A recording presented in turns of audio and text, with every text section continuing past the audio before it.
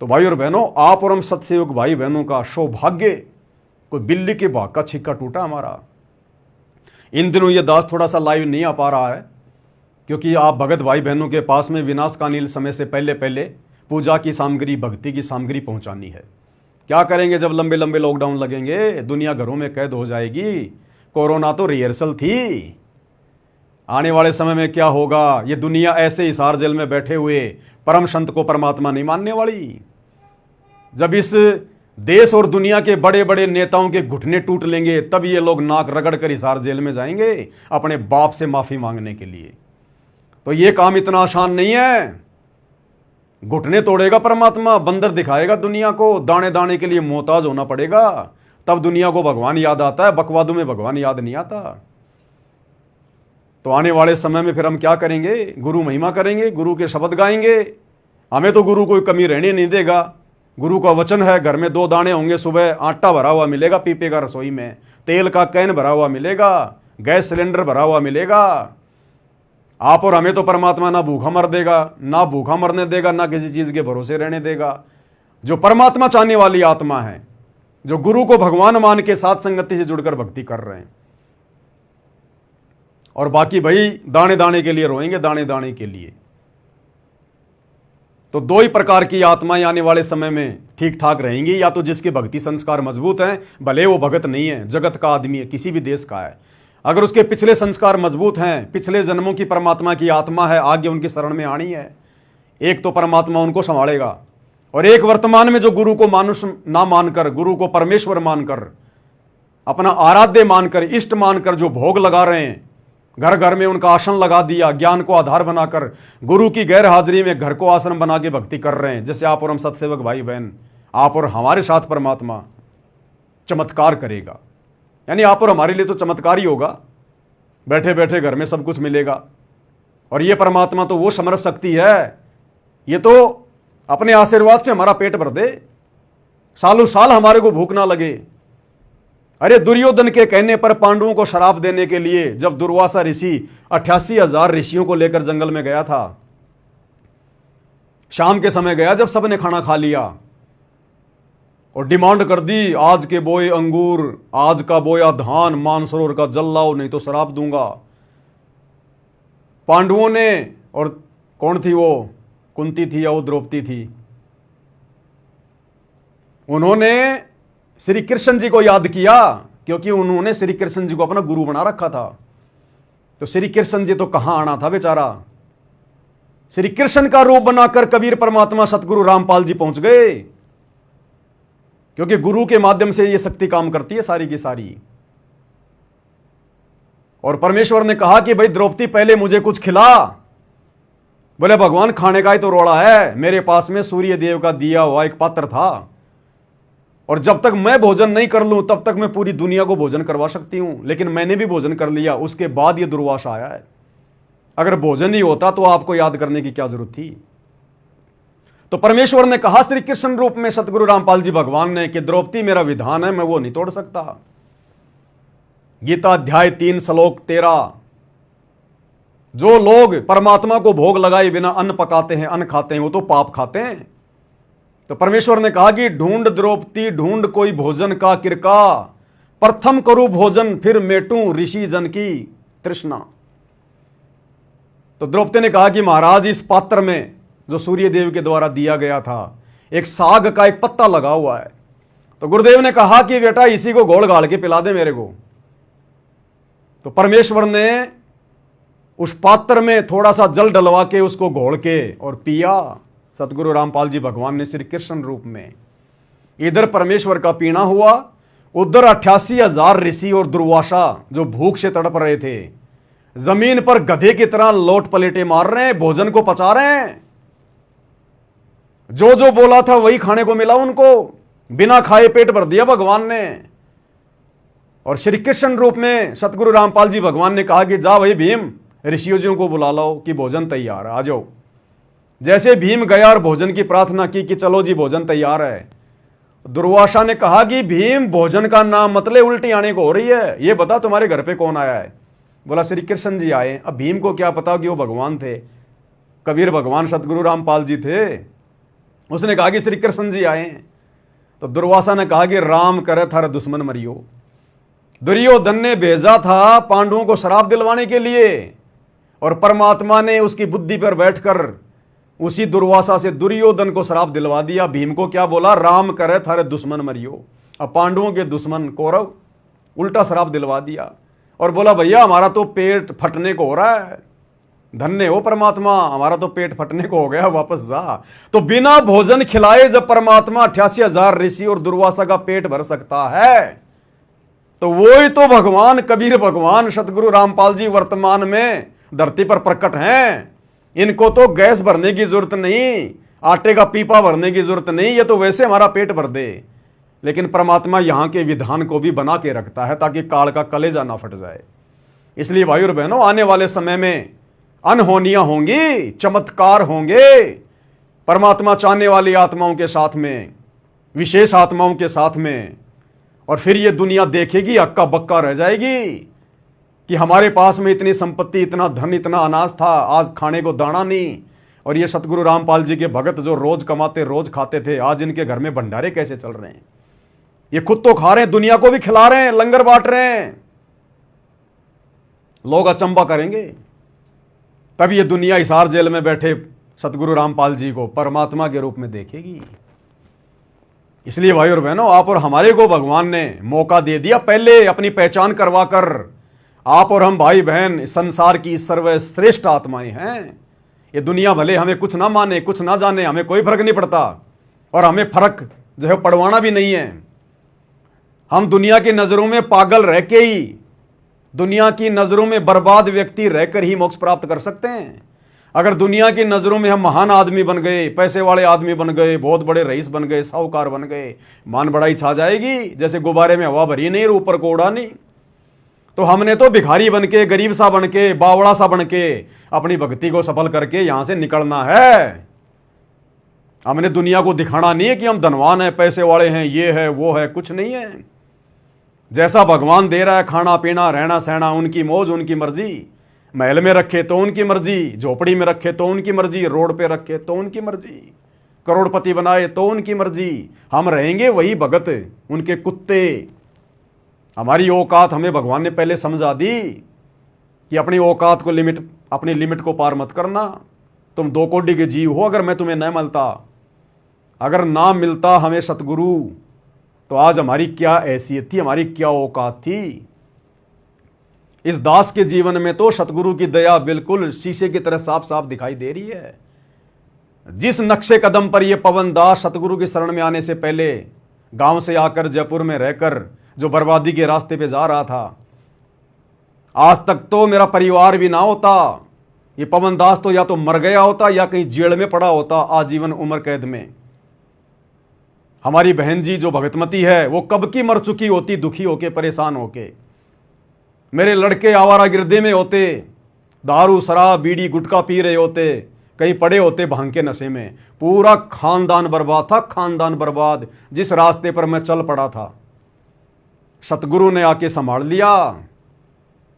परमेश्वर ने, ये काल तो मुझे बर्बाद करना चाह रहा था, और मेरे माध्यम से परमात्मा ने हजारों को आबाद करवा दिया, हजारों को सुलझा दिया सात संगति के माध्यम से। इसी का नाम तो सतगुरु है। जय तू चाल 1 कदम मैं चालूं कदम 60, जय तू हो जा काठ का मैं हो जाऊं लोहे की लाठ। परमात्मा कहते हैं काल को, अगर तू डाल डाल चलता है तो हम भी पात पात चलते हैं। तो इसमें आप और हमारा कोई श्रेय नहीं है भाई और बहनों।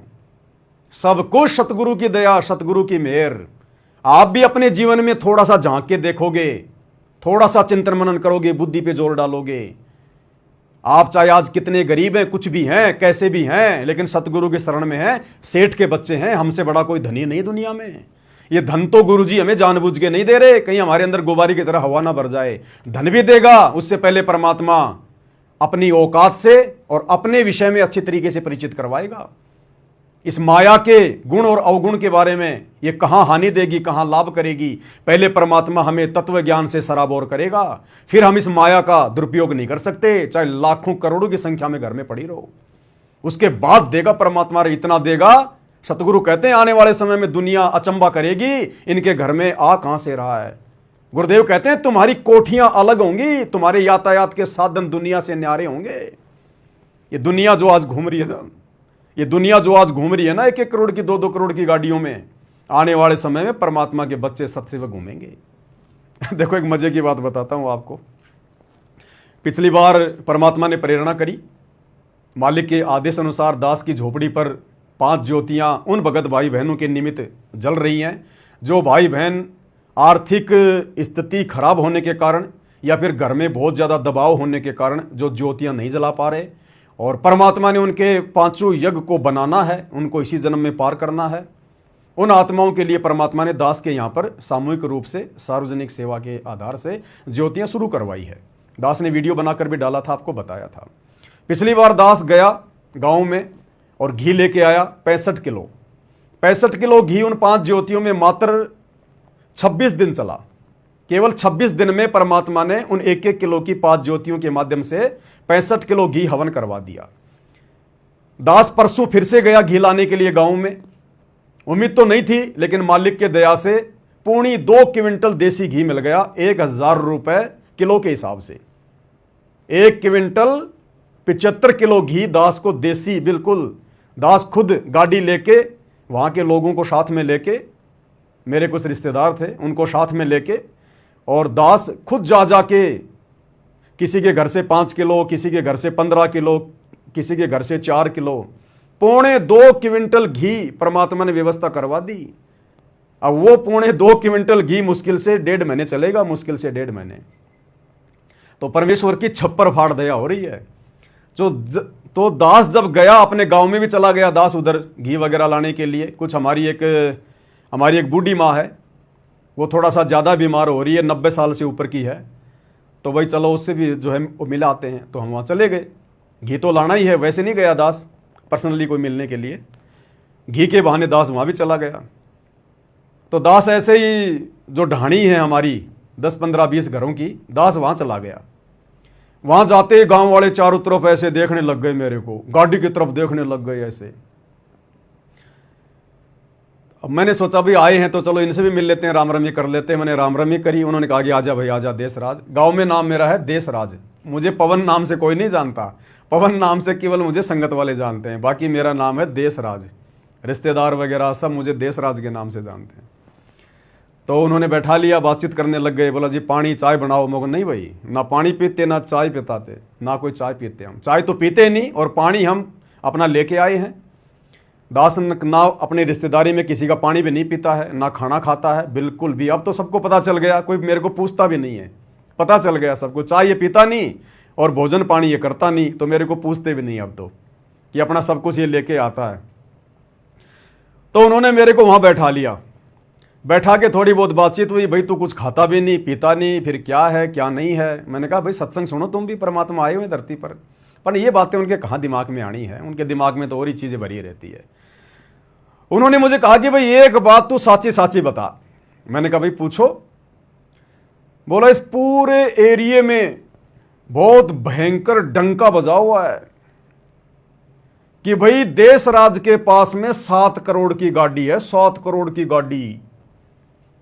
और वो ऐसी गाड़ी है अगर कोई गोली मारे बाहर से तो शीशों में गोली भी नहीं लगती, यानी वो बुलेट प्रूफ गाड़ी है। तो मैंने कहा भैया मेरे पास तो ये जो है ना ये टाटा सफारी है, मेरे पास तो ये ही है। अब इसमें गोली जाती है कि नहीं जाती है, कि ये 7 करोड़ की है कि ये 17 करोड़ की है, मेरे पास में तो ये ही है। आगे भगवान की मौज, वो रोड पे रखे, साइकिल पे रखे, या वो 7 करोड़ की गाड़ी दे, वो उसकी मर्जी। तो बोला भाई तेरे बारे में तो बहुत भयंकर डंका बज रहा कि भाई पता नहीं जयपुर में जाके तो उसने क्या धंधा शुरू कर लिया, क्या कर लिया, और उसके बराबर तो आसपास में कोई पैसे वाला ही नहीं है, और 7 करोड़ की गाड़ी में चलता है, 7 करोड़ की गाड़ी में। मैंने कहा ये तो गांव वाले तो मैनेजमेंट के भी बाप है, मैनेजमेंट वालों ने तो खाली इतना ही उड़ाया है कि पवन दास के जयपुर में 2 फ्लैट हैं, 3 फ्लैट हैं, 1 करोड़ की गाड़ी है, और ये गाँव वाले तो मैनेजमेंट वालों के भी बाप है, इन्होंने तो 7-7 करोड़ की गाड़ियां बता दी। तो भाई और बहनों कहने का मतलब है सतगुरु का वचन है, निष्फल नहीं हो सकता। पहले हम लोग एक पोस्टर देखा करते थे, श्री कृष्ण जी की फोटो लगी होती थी और उस पर लिखा होता था तू मेरी महिमा कर, मैं तेरी महिमा मुफ्त में ना कर दूं तो कहना। तो हम तो जयपुर में बैठ के सतगुरु की महिमा कर रहे हैं और सतगुरु मुफ्त में गाँव में हमारी महिमा कर रहा है कि वो तो 7 करोड़ की गाड़ी में घूमता है, वो तो ऐस कर रहा है, फलाना दिखना। हम यहां सतगुरु की महिमा कर रहे हैं, सतगुरु पीछे हमारी महिमा में लगे हुए हैं। तो ये सतगुरु की दया है, उनकी मेहर है। हमें उनकी इन बातों से कोई फर्क नहीं पड़ता, क्योंकि वो लोग कुछ भी सोच सकते हैं, कुछ भी बोल सकते हैं। हम हकीकत में क्या हैं, अपनी औकात का हमें भली बाती पता है। हमने गुब्बारे की तरह अपने अंदर हवा भर के मान बढ़ाई ईर्ष्या की ऊपर नहीं उड़ना है, ऊपर जाके फिर फूटेंगे फिर धूप में। तो परमात्मा ने हमें अच्छी तरीके से समझा रखा है, बता रखा है। आने वाले समय में तो पता नहीं बच्चों जो है सतगुरु के बच्चों के पास में क्या क्या होगा, ना जाने हम सत्सेवकों को परमात्मा क्या क्या सुख देगा। भगवान कहते हैं जिसका ये लोक सुखी नहीं उसका परलोक कभी सुखी नहीं हो सकता। तो परमेश्वर इस गंदे लोक में भी हमारे को जो यहाँ के सर्वश्रेष्ठ सुख हैं वो भी देगा। दुनिया देखेगी आंख फाड़ फाड़ के कि ये भिखारी आदमी, इनके घर में कुछ नहीं था, आज ये कहाँ पहुंच गए, कैसे पहुंच गए। क्योंकि हम जगत सेठ की शरण में हैं, सांवरसा सेठ के बच्चे हैं, सेठों के सेठ के बच्चे हैं।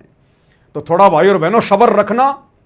ये अग्नि परीक्षा का समय चल रहा है। गुरुदेव बार बार कहते हैं बच्चों तुम्हारी अग्नि परीक्षा का समय चल रहा है, सत्सेवकों का, ना कि आश्रम वालों का। वो तो खंडित है सब। यहां पर हमारी अग्नि परीक्षा चल रही है। विशेष संदेश हिसार जेल से विशेष आत्माओं के लिए आते हैं, सत्सेवकों के लिए आए हैं। यहां पर हमारी अग्नि परीक्षा चल रही है। लास्ट का समय है, बनी बनाई बात को बिगाड़ मत देना। गरीबी है तो गरीबी में खुशी से, कोई शिकवा नहीं, कोई शिकायत नहीं गुरु जी से। कैसे भी रखे परमात्मा, जो राखूं त्यों ही रहूं, हमरा के चारा खाने जाद खरीदूं गुलाम तुम्हारा। कुत्ता हूं गुरुदेव का, पवन दास का नाम गले में मालिक कहते हैं वाणी है परमेश्वर की। कुत्ता हूं गुरुदेव का और पवन दास का नाम, और गले प्रेम की जेवड़ी, जहां खैचो तहां जाऊं। तो करो तो बावड़ूं, दूर दूर करो तो जाऊं, और जो राखूं त्यों ही रहूं, जो देवो सो खाऊं। ये आने वाले 2 से 3 साल 2028 तक का समय हम सत्सेवकों की अग्नि परीक्षा का समय है। काल कितना ही तोड़े, कितना ही मरोड़े, कितना ही दबाए, कितना ही परेशान करे, कुछ भी करो लेकिन भक्ति मत छोड़ो, सतगुरु के चरण मत छोड़ो। द्वार धनी के पड़ा रहे चाहे धक्के धनी के खाए, सो काल जग जोरी, पर द्वार छोड़ ना जाए। ये भक्ति नहीं छोड़नी। भक्ति चाहे किसी भी कारणवश थोड़ी हो जाए, मंत्र चाहे थोड़ी हो जाए, आरती कभी ना हो कभी हो, कोई दिक्कत नहीं। 5 बाती से आरती ना कर पाए कभी कर लें, कोई दिक्कत नहीं है। लेकिन मर्यादा और सतगुरु से उम्मीद ये मत छोड़ो बिल्कुल भी। ये भक्ति त्यागने की तो 195 में मत छोड़ो, 195 भी मत सोचो। चाहे घर वाले हमारे को टुकड़े टुकड़े करने की धमकी क्यों ना दें, काल डराएगा। काल का हथियार यही है, वो डर पैदा करेगा। सतगुरु हमारे नजदीक भी नहीं आने देगा उसके किसी भी हथियार को, अगर विश्वास रखेंगे तो। बाकी परीक्षा तो होगी भाई, परीक्षा भी उन्हीं की होगी जिनको सतलोक लेकर जाना होगा। निकम्मों की परीक्षा नहीं होती। जिनका स्कूल से नाम ही कट गया वो गधे पे बैठकर कहीं घूमो, टीचर उनके विषय में कुछ नहीं सोचता। जिनका एडमिशन है, जिनका कनेक्शन सतगुरु से जुड़ा है, परीक्षा उन्हीं की होगी। तो सतलोक आश्रम वाले भाई बहनों की तो जो कनेक्शन है गुरु जी से कटा हुआ है, भले अपने आप को भगत मान रहे हैं, क्योंकि जो गलतियां उन्होंने कर दी है आश्रम वालों के चक्करों में आके, गुरुदेव के कलयुगी परिवार के चक्कर में आके, उनका कनेक्शन सतगुरु से कटा हुआ है। उनकी कोई परीक्षा नहीं है। परीक्षा उनकी होगी जिनका जो कनेक्शन है वो यथावत है। तो भाई और बहनों, आप और हमारी अग्नि परीक्षा चल रही है। केवल अपने भगवान के भरोसे रहना सीखो, भक्तों से भी ज्यादा उम्मीद मत करो। हम भी आपस में जब तक ये नेट चल रहा है, इंटरनेट चल रहे हैं, मोबाइल चल रहे हैं, तभी तक संपर्क में हैं। बाद में ना कोई लाइव आएगा ना कोई मैसेज आएगा। इसलिए हमने अपने गुरुदेव भगवान के सत्संगों को सब कुछ मान के चलना है। और भक्ति मर्यादा के साथ जितनी करेंगे, उस भक्ति की शक्ति से हमारे को आने वाले विनाशकारी समय में हिम्मत मिलेगी, दृढ़ता मिलेगी। और सतगुरु कदम कदम पर हमारे साथ रहेगा जब हमारा विश्वास मजबूत होगा। और विश्वास को मजबूत करने के लिए सारा खेल खेल रहा है परमात्मा। ये हजारों वीडियो साथ संगति के बनवा दिए, हम पर विशेष आशीर्वाद देने के लिए, मेहर देने के लिए परमात्मा ने पांति पंच पोप कर पूजा शुरू करवाई, घर घर में अपने आप को भोग लगवाना शुरू किया। क्योंकि विश्वास मजबूत होगा तो सतगुरु हमारे साथ रहेगा। कहे कबीर सुनो भाई साधो, मैं तो हूं विश्वास में। और बाकी आप देख लेना, ये आश्रम से जुड़े हुए भाई बहन जो लड्डू जलेबी बर्फी के चक्कर में पड़े हैं, जरा सा संकट आते ही ये ऐसे भगेंगे जैसे गधे के सिर से सींग गायब हो जाते हैं। ये सहन नहीं कर पाएंगे दबाव को आने वाले समय में। तो आप और हमारे ऊपर विशेष दया हुई परमात्मा की। तो भाई और बहनों, आज के वीडियो में केवल इतना ही। परमेश्वर के दया से फिर परमात्मा दया करेंगे, फिर से लाइव आएंगे, ज्ञान आधार से चर्चा करेंगे, सतगुरु की महिमा करेंगे। तो आज के वीडियो में केवल इतना ही। गुरुदेव भगवान हम सबको आज्ञा दें, इजाज़त दें, सद्बुद्धि दें। बंदी छोड़ सतगुरु रामपाल जी भगवान की जय हो।